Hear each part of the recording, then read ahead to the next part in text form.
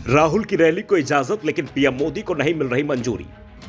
किस राज्य से मिल रही है पीएम मोदी को चुनौती? बीजेपी का आरोप, बीजेपी को रोकने की साजिश कर रहे हैं विपक्षी दल। कांग्रेस ने बीजेपी के आरोपों पर उल्टे ही उठा दिए सवाल।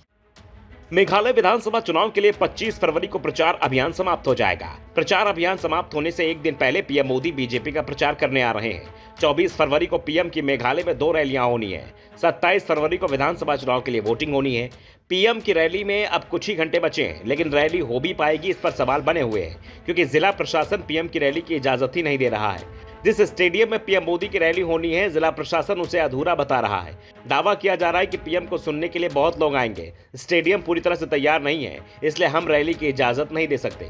कोई दूसरा मैदान तलाश लें, आवेदन करें तो विचार करेंगे। दूसरी ओर बीजेपी सवाल कर रही है कि जिस पीएम संगमा स्टेडियम में रैली की इजाजत मांगी जा रही है, उसका उद्घाटन 2 महीने पहले ही राज्य के सीएम कोनराड संगमा ने किया था। बीजेपी के राष्ट्रीय महासचिव ऋतुराज सिन्हा हैरानी जता रहे हैं। सवाल कर रहे हैं कि एक ऐसा उद्घाटन था कि स्टेडियम को तैयार होने के 2 महीने बाद बताया जा रहा है कि काम चल रहा है।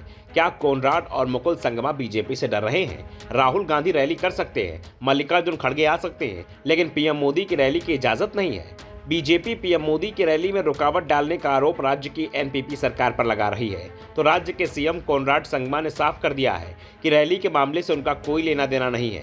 रैली की इजाजत चुनाव आयोग ने रद्द की है, इसलिए सवाल चुनाव आयोग से किया जाना चाहिए। मेरी भी कई रैलियां रद्द हुई हैं, लेकिन मैंने इसके लिए बीजेपी को दोषी नहीं ठहराया है। चुनाव आयोग जो भी फैसले ले रहा है, वो पूरी तरह से निष्पक्ष तरीके से ले रहा है। बीजेपी और एनपीपी एक दूसरे पर आरोप लगा रहे हैं, तो इस खेल में कांग्रेस भी कूद पड़ी है। मेघालय में कांग्रेस स्क्रीनिंग समिति के अध्यक्ष गौरव गोगोई ने इसे बीजेपी और एनपीपी का ड्रामा करार दिया है। गोगोई ने कहा, 5 साल में राज्य में जो भी गड़बड़ियां हुई, बीजेपी अब उसका आरोप एनपीपी पर लगा रही है, खुद को पाक साफ बता रही है, लेकिन वो भूल रही है कि वो भी उस सरकार का हिस्सा थी।